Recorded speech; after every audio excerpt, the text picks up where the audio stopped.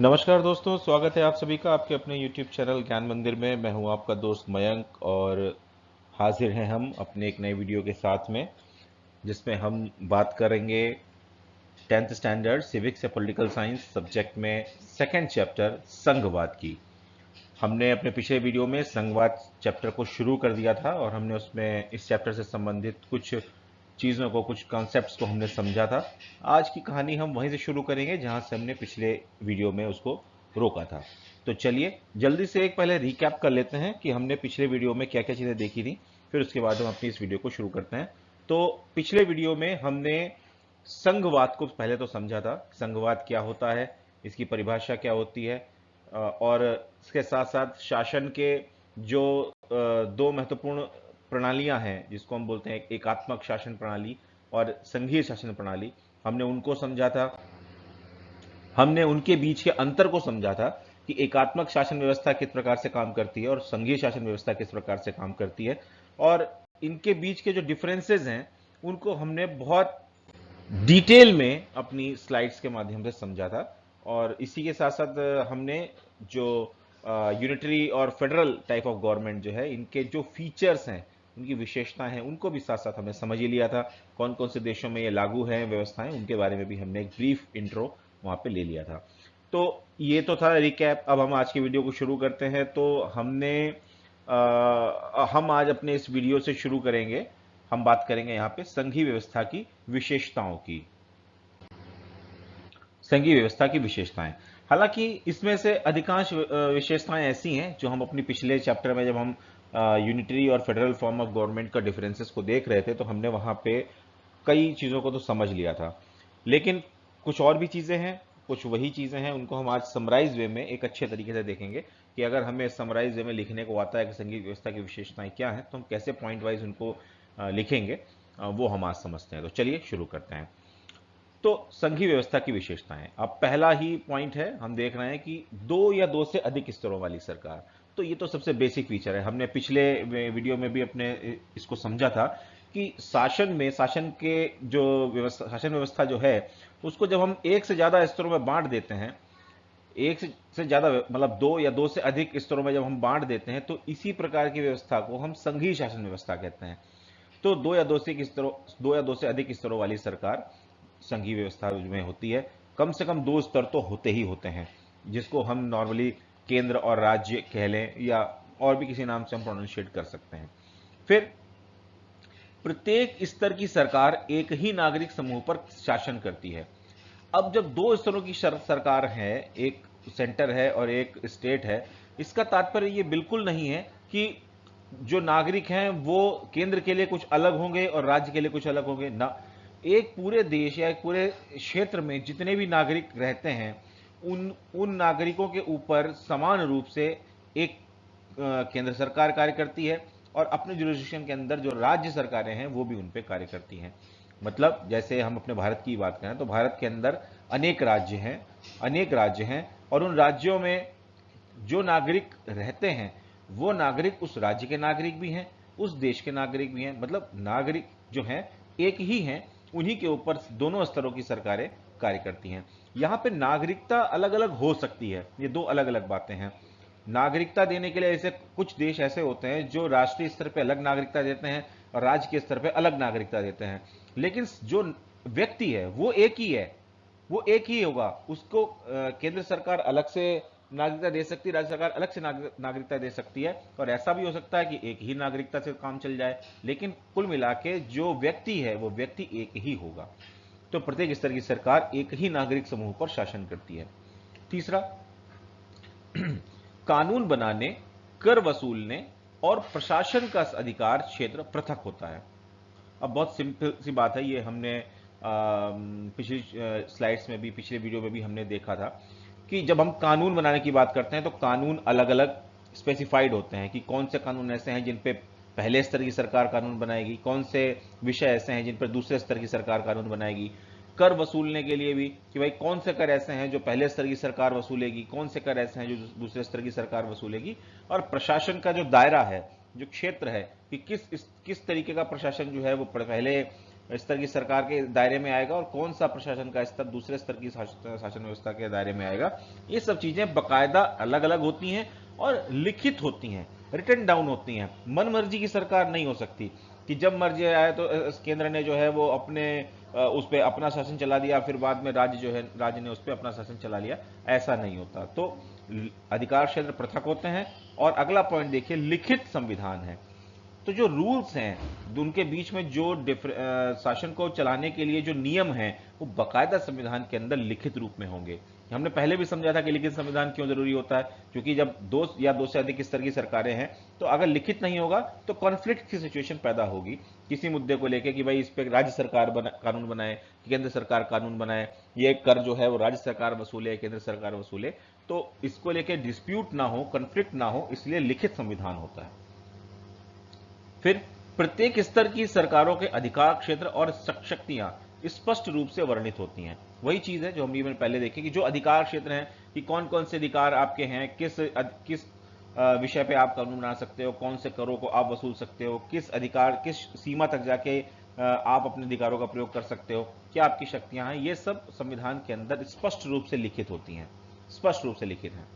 फिर हम बात करें कि संविधान के मौलिक प्रावधानों को बदलने का अधिकार किसी एक स्तर की सरकार को नहीं है, चाहे वो राज्य हो या केंद्र हो या कोई भी पहला स्तर, दूसरा स्तर या तीसरा स्तर, कोई भी स्तर है, कोई एक ही स्तर केवल जो है वो संविधान के जो प्रावधान है उनको नहीं बदल सकता। मौलिक प्रावधानों को यहां पे ध्यान दीजिएगा, केवल प्रावधान नहीं, मौलिक प्रावधान। मतलब अगर मैं आपको समझाने के लिए कहूं कि कॉन्स्टिट्यूशन के अंदर, संविधान के अंदर बहुत से प्रावधान ऐसे हो सकते हैं जो केवल केंद्र सरकार बदल सकती है, और संविधान के ही कुछ अंग ऐसे भी हो सकते हैं जिन पर राज्य सरकारें कानून बना सकती हैं। तो अपने अपने स्तर तक तो हर स्तर की सरकार जो है कानून बना सकती है और वो उसमें बदलने का भी संशोधन भी कर सकती है। लेकिन जो मौलिक प्रावधान हैं, जो मूलभूत विशेषताएं हैं संविधान की, उनको कोई भी एक स्तर की सरकार बदल नहीं सकती। उसको बदलने के लिए एक से अधिक स्तर की सरकारें जब चाहेंगी तब ही जाके जो है वो उन प्रावधानों को बदल सकती हैं। यानी जब सबकी सहमति होगी, जब दो स्तर की सरकारें हैं और दोनों स्तर की सरकारों की जब आपस में सहमति होगी तभी जाके आप संविधान के मौलिक प्रावधानों को बदल सकते हैं। केवल एक स्तर की सरकार मनमानी नहीं कर सकती। इससे यह क्लियर होता है कि कोई एक स्तर की सरकार किसी भी परिस्थिति में मनमानी नहीं कर सकती, ये चीज है। तो अगले पॉइंट पे चलते हैं। संविधान के प्रावधानों तथा विभिन्न स्तरों की सरकारों के अधिकारों की व्याख्या का अधिकार न्यायपालिका के पास। अब जैसे संविधान में बहुत सी चीजें लिखी हुई हैं, उनमें मान लीजिए उनके इंटरप्रिटेशन में, उनको समझने में सॉरी कोई डिस्प्यूट आता है कि कोई लाइन लिखी हुई है, केंद्र सरकार कह रही है कि इसका अर्थ तो ये निकलता है, राज्य सरकार कह रही है कि उसका अर्थ कुछ और निकलता है। अब इनको स्पष्ट कौन करे, क्लियर कौन करे कि ये एक्चुअल में जो संविधान के जो प्रावधान हैं वो क्या कहना चाह रहे हैं। तो इनकी व्याख्या करने का अधिकार सिर्फ और सिर्फ न्यायपालिका के पास है। क्यों? क्योंकि विधायिका और कार्यपालिका तो उनको इंप्लीमेंट करने के लिए हैं, तो उसके दोनों ही स्तरों पे वो सरकारें हैं, दोनों स्तरों पे विधायिका है और दोनों ही स्तरों पे कार्यपालिका है। तो यदि वो स्वयं ही व्याख्या करेंगे तो फिर तो जो व्याख्या करेगा वो अपने मुताबिक व्याख्या करेगा। यानी कि एक निष्पक्ष रूप से, एक स्वतंत्र रूप से जो है वो व्याख्या करने के लिए एक तीसरा अंग यहां पे बनाया गया, वो है न्यायपालिका, जो न तो कार्यपालिका के साथ संबद्ध है, न ही विधायिका के साथ संबद्ध है, न ही ये प्रथम स्तर या दूसरे स्तर में किसी भी स्तर से विशेष रूप से संबद्ध है। ये तो स्वतंत्र है, निष्पक्ष है, इसलिए जो है ये अपने निष्पक्ष और स्वतंत्र रूप से संविधान के जो प्रावधान हैं उनकी व्याख्या कर सकती है। तो इसके पास ये अधिकार है। और इसी के साथ साथ यदि दोनों विभिन्न स्तरों की सरकारों के बीच कोई विवाद की स्थिति बन जाती है तो सर्वोच्च न्यायालय की भूमिका निर्णायक होती है। यानी कि सर्वोच्च न्यायालय ही अंतिम रूप से उसका निर्णय करता है और वो जो निर्णय करेगा वो सबको मान्य होगा, चाहे वो केंद्र की सरकार को डिस्प्यूट हो या राज्य सरकार का डिस्प्यूट हो या राज्यों के बीच भी अगर डिस्प्यूट होता है तो उसमें जो केंद्र सरकार, जो सर्वोच्च न्यायालय है, उसका निर्णय अंतिम होता है और वही सर्वमान्य होता है। एग्जाम्पल के तौर पर यदि मैं आपको जैसे भारत का एग्जाम्पल दूं तो जो आपने कई बार सुना होगा कि मान लीजिए कुछ नदियों के ऊपर, नदियों के जल के ऊपर कुछ राज्यों के बीच में विवाद की स्थिति आ जाती है। जैसे आप अपने यहाँ पे तमिलनाडु और केरला, तमिलनाडु केरला राज्यों के बीच में नदी जल को लेकर विवाद है। अब इसका फैसला कौन करेगा? इसका फैसला सर्वोच्च न्यायालय करेगा। सर्वोच्च न्यायालय जो फैसला करेगा वो राज्यों को मानना पड़ेगा। मान लीजिए किसी को लेके, किसी कानून को लेके सेंटर यानी केंद्र में और राज्य में यदि कोई डिस्प्यूट की स्थिति पैदा होती है, तो उस स्थिति में भी जो सर्वोच्च न्यायालय होगा वो ही अंतिम निर्णय देगा, और वो अंतिम निर्णय दोनों को मानना पड़ेगा। तो और अंतिम यहां पे जो विशेषता दिखी है वो क्या है कि विभिन्न स्तरों की सरकारों के लिए राजस्व के जो स्रोत हैं वो अलग अलग होंगे।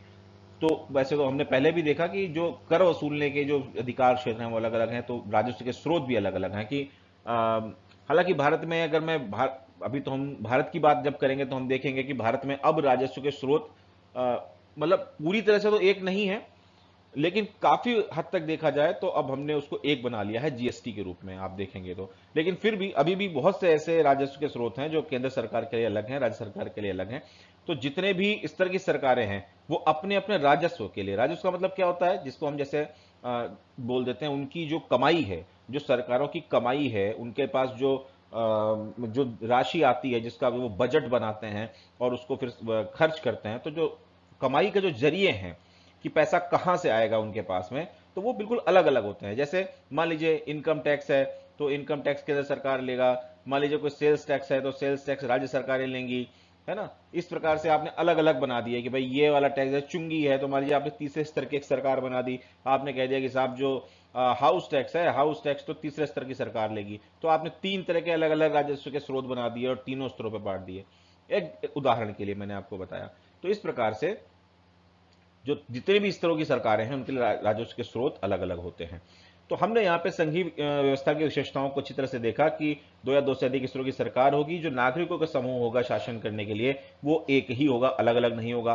कानून बनाने, कर वसूलने और प्रशासन का जो अधिकार क्षेत्र है वो पृथक पृथक होगा, लेकिन संविधान लिखित होगा, लिखित होगा। और संविधान के आधार पर ही प्रत्येक स्तर की सरकारों के अधिकार क्षेत्र और शक्तियां जो होती हैं वो स्पष्ट रूप से उसमें लिखी हुई होंगी। और जो संविधान के मौलिक प्रावधान है उनको बदलने का अधिकार किसी एक स्तर की सरकार को नहीं होगा। जब तक सभी स्तरों की सरकारें सहमति पर नहीं पहुंचती उसको बदलना संभव नहीं है। संविधान के प्रावधानों और विभिन्न स्तरों की सरकारों के अधिकारों की व्याख्या जब होती है तो व्याख्या जो है उसका अधिकार न्यायपालिका के पास है, और विवाद की स्थिति में जो निर्णय है वो भी सर्वोच्च न्यायालय के द्वारा ही दिया जाता है। और अंत में जो विभिन्न स्तरों की सरकारों के लिए राजस्व के स्रोत अलग अलग होते हैं। तो इस प्रकार से ये संघीय व्यवस्था की विशेषताएं हैं। अगर आपको एग्जाम में कोई प्रश्न आता है इससे संबंधित तो आप सीधे यहाँ पे इस तरह से ही विशेषताओं को नोट डाउन कर सकते हैं। तो अब हम आगे बढ़ते हैं और अगला पॉइंट हम देखते हैं कि अब हमने संघीय व्यवस्था के बारे में देख तो लिया, संघीय व्यवस्था क्या होती है हमने समझ लिया, संघीय व्यवस्था की विशेषताएं भी हमने समझ ली, लेकिन संघीय व्यवस्था क्यों आवश्यक है, इसका उद्देश्य क्या है, क्यों, कई बार क्यों ऐसा है कि हम देश में संघीय व्यवस्था अपनाना चाहते हैं।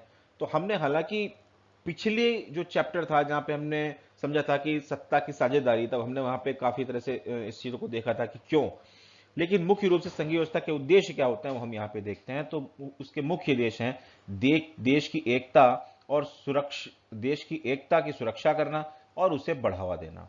अब देखिए इसका मूल जो चीज है वो क्या है कि एक देश में जितनी भी सामाजिक विविधता है, विषमता है अलग अलग, तो उस विषमता में, जिसको हम कहते हैं विविधता में एकता की भावना, हम भारत के लिए कहते हैं कि भारत एक विविधताओं से भरा हुआ देश है, लेकिन भारत में विविधताओं में एकता है।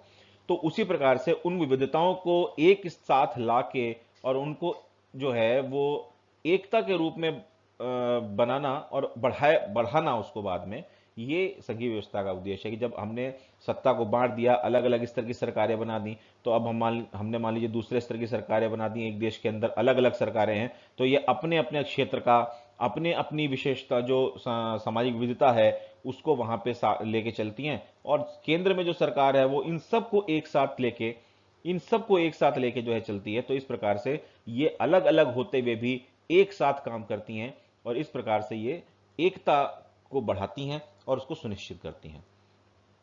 यही चीज अगले पॉइंट में है कि क्षेत्रीय विविधताओं का सम्मान। अब अगर सिर्फ एक ही सरकार हो तो हो सकता है, ऐसा संभव है कि कुछ जो क्षेत्रीय विविधताएं हैं वो उनका प्रतिनिधित्व उतना अच्छा ना हो सके।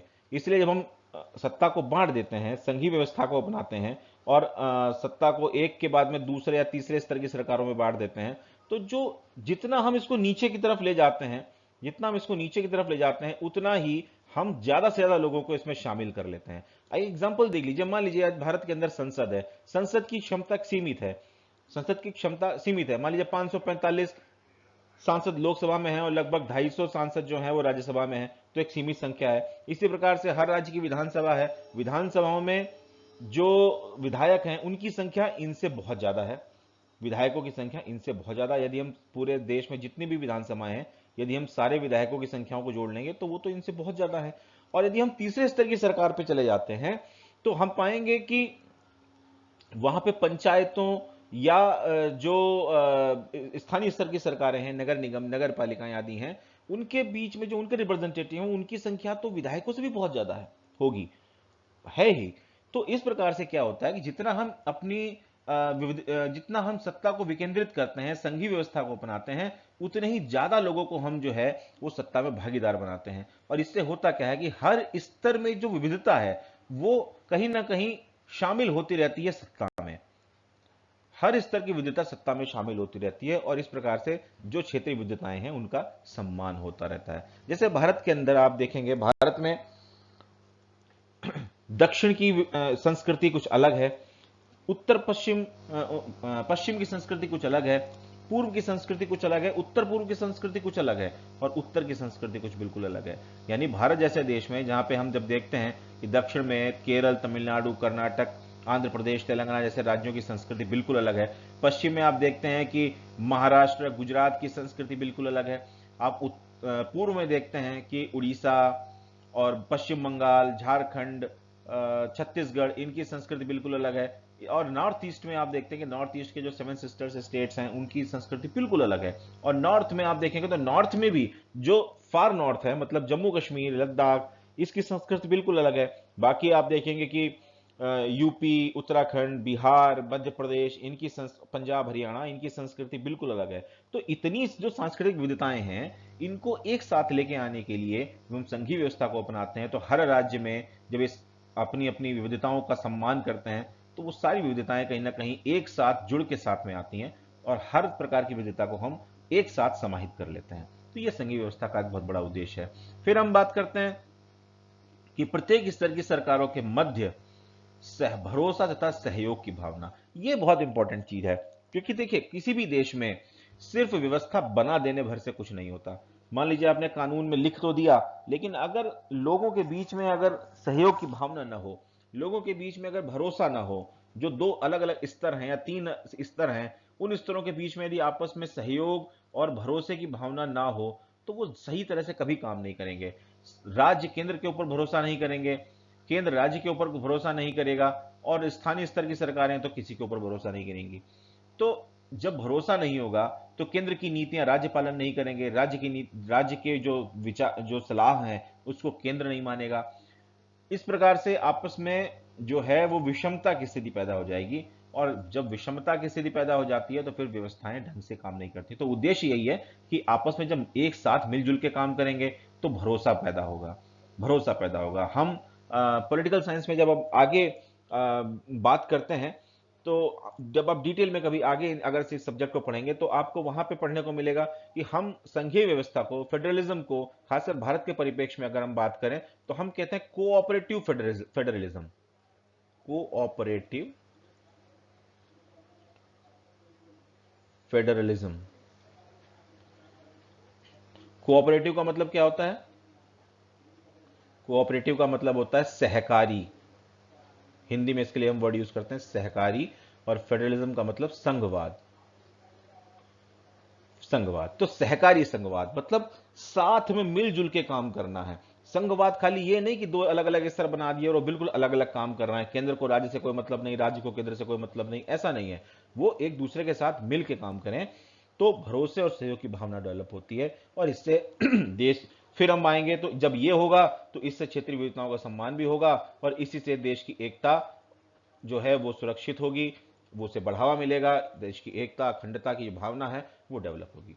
तो संघीय व्यवस्था देश की जो सामाजिक समरसता है उसको बढ़ाने में देश की एकता को, अखंडता को बढ़ाने में, बंधुत्व की भावना को बढ़ाने में ये बहुत मददगार साबित होती है और यही इसके प्रमुख उद्देश्य हैं। तो आप इस प्रकार से देखेंगे। अब मैंने जो अभी लास्ट की लाइन में जो शब्द बोले, यदि आप भारत की प्रस्तावना अगर आपने पढ़ी हो तो आप देखेंगे तो आपको ये सारे शब्द उसमें मिलेंगे। क्या क्या? देश की एकता, देश की अखंडता,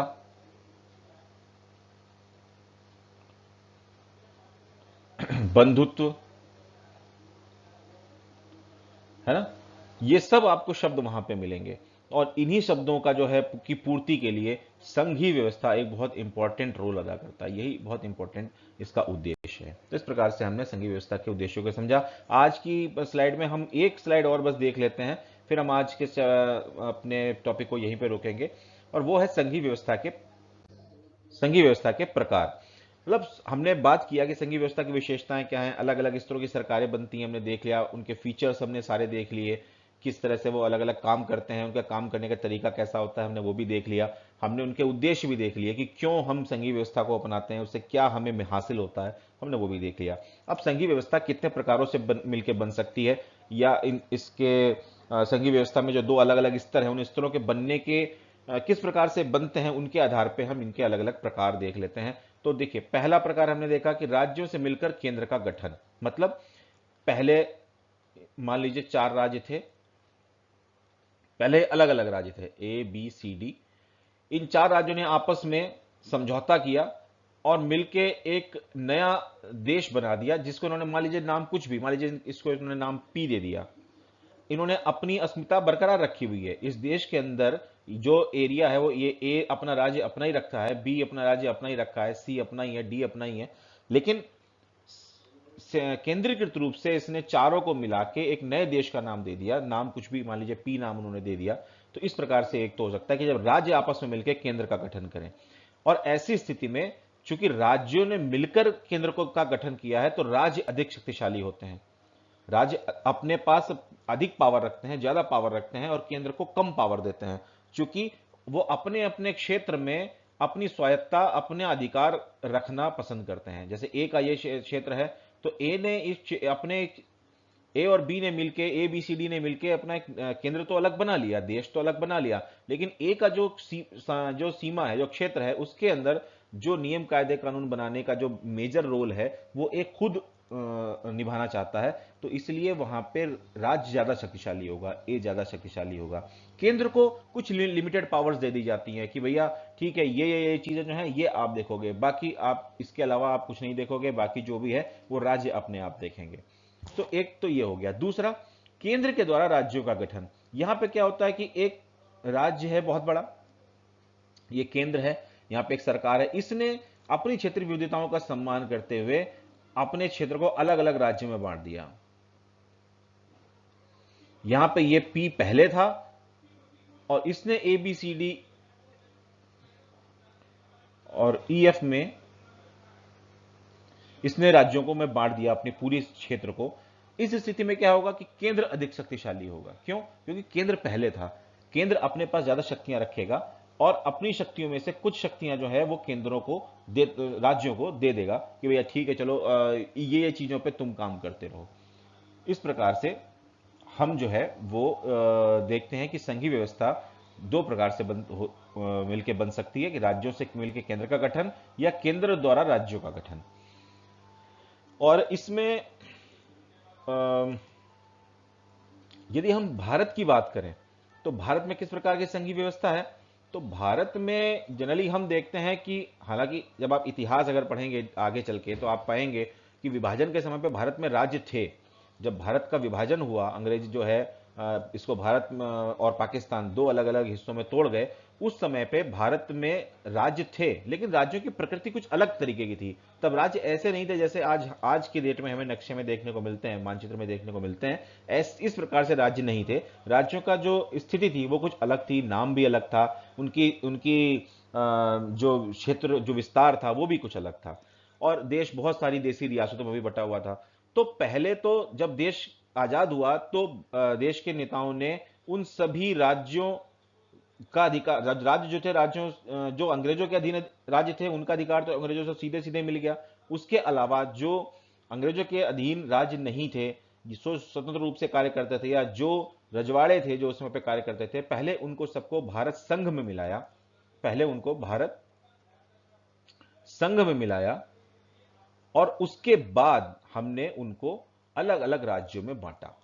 हमने उनको अलग अलग राज्यों में बांटा, A B C D E D. और मैं आपको बता दूं, हालांकि ये सब आपके सिलेबस आपके चैप्टर में नहीं है, लेकिन सच समझने के लिए कि जब जिस समय भारत आजाद हुआ था, आजाद होने के समय भारत में 4 तरीके के राज्यों को गठन किया गया था। उनको एबीसीडी नॉमेनक्लेचर से ही जाना जाता था।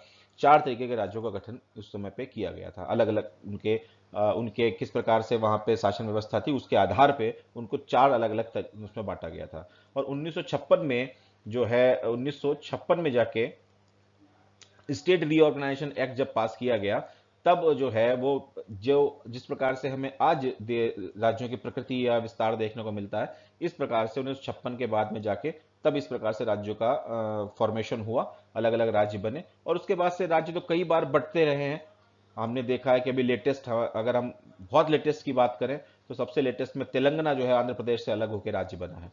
तो इस प्रकार से राज्य बनते रहे हैं। केंद्र ने जो है राज्यों का निर्माण किया है, या राज्यों की सीमाएं भी चेंज की हैं। इस प्रकार से चीजें भारत में हुई हैं।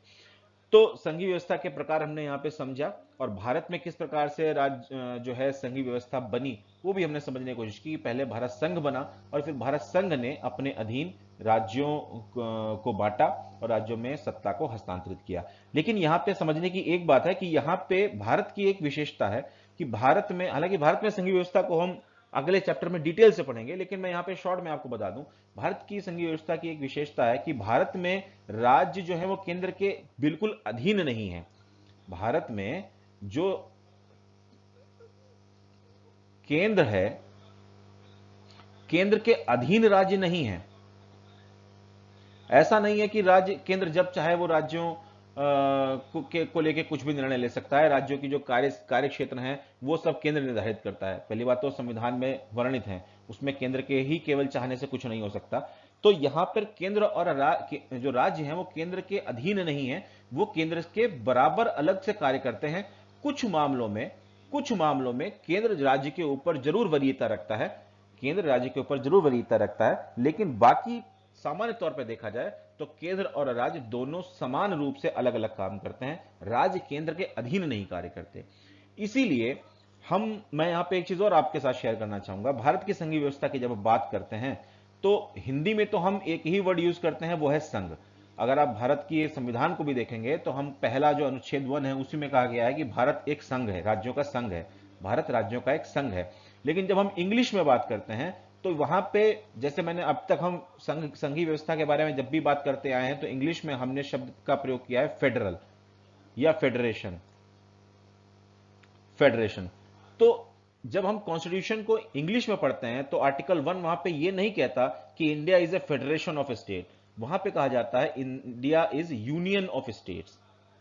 Union, India is a union of state. ये बहुत गौर करने वाली बात है। इससे ये चीज पता चलती है कि भारत में जो संघीय व्यवस्था है वो उस प्रकार की संघीय व्यवस्था नहीं है जैसी हम किताबों में पढ़ते हैं, क्योंकि यहां पे राज्यों से मिलकर केंद्र नहीं बना है। केंद्र द्वारा राज्यों का गठन जरूर किया गया है, लेकिन केंद्र द्वारा राज्यों का गठन किए जाने के बावजूद भी राज्य केंद्र के अधीन नहीं है। राज्य केंद्रों से स्वतंत्र अलग से अपना जो है वो कार्यक्षेत्र बनाते हैं और अलग से व्यवहार करते हैं।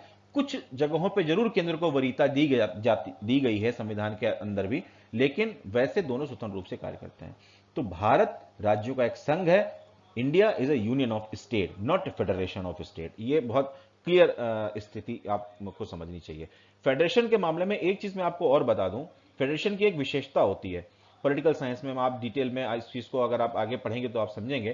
फेडरेशन में राज्य मिलकर केंद्र का गठन करते हैं और राज्यों को यह स्वतंत्रता होती है कि वो जब चाहें केंद्र से अपने आप को बाहर कर सकते हैं।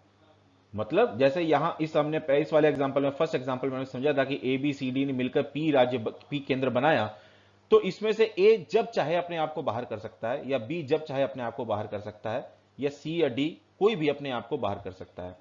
लेकिन भारत में जब हम यूनियन की बात करते हैं यहां पे यह चीज संभव नहीं है, क्योंकि पहली बात तो यहां पे राज्यों ने मिलकर भारत संघ को बनाया और संघ ने फिर दोबारा अपने आप को राज्यों में बांटा है और इस प्रकार से यहां पे राज्य भारत से अलग नहीं हो सकते। भारत जितने भी राज्य हैं वो भारत केंद्र के साथ में ही एक साथ मिलकर काम करेंगे, वो अलग नहीं हो सकते। इसलिए भारत की संघीय व्यवस्था अपने आप में एक यूनिक फीचर की संघीय व्यवस्था है और इसलिए हम इसको यूनियन ऑफ स्टेट्स बोलते हैं, न कि फेडरेशन ऑफ स्टेट। तो यहां पे मैंने आपको समझाने का प्रयास किया भारत में की संघीय व्यवस्था के प्रकार किस प्रकार से होते हैं। भारत में संघीय व्यवस्था का बेसिक इंट्रो क्या है वो मैंने आज आपको यहां पे समझाने का प्रयास किया। हालांकि कुछ चीजें ऐसी आपको लग सकती हैं कि जो आपके चैप्टर से बिल्कुल रिलेट नहीं करती, लेकिन आपको जब आप सब्जेक्ट पढ़ रहे हैं तो आपको थोड़ा नॉलेज होना चाहिए इन चीजों का, किस तरह से चीजें बनी हैं, किस तरह से चीजें हो रही हैं, तभी तो इंटरेस्ट पैदा होगा, तभी तो आप इस सब्जेक्ट को और अच्छे से मन लगा के पढ़ेंगे। तो चलिए आज के हम अपने वीडियो को यहीं पे रोकते हैं। अगले वीडियो में हम भारत में जो संघीय व्यवस्था है वो किस प्रकार से कार्य करती है, उसके फीचर्स क्या क्या हैं, उनको हम डिटेल में पढ़ेंगे। आज तो मैं सिर्फ इंट्रो डिस्कस किया है, हम इसको डिटेल में पढ़ेंगे और फिर आगे अपने जो चैप्टर है उसको कंटिन्यू करेंगे। तो आज का वीडियो हम यहीं पे रोकते हैं। वीडियो कैसा लगा आप जरूर बताइएगा, कमेंट सेक्शन में जरूर लिखिएगा। अगर कोई चीज़ आपको पसंद ना आई हो या कोई सुझाव हो तो प्लीज़ वो भी हमें बताइएगा, और अगर कोई चीज़ अच्छी लगी हो तो वो भी जरूर बताइएगा। हम और इस तरह से नए इनोवेटिव चीज़ें आपके साथ में लेके आने का प्रयास करेंगे जिससे आपको पढ़ने में और मज़ा आए। और वीडियो को देखिए, इसे लाइक कीजिए, अपने दोस्तों के साथ शेयर कीजिए, चैनल को सब्सक्राइब कीजिए, अपना प्यार बनाए रखिए। तो अभी फिलहाल के लिए मैं आपका दोस्त मयंक विदा लेता हूं आप सभी से। मिलते हैं अपने अगले वीडियो में, तब तक के लिए गुड बाय, थैंक यू, जय हिंद।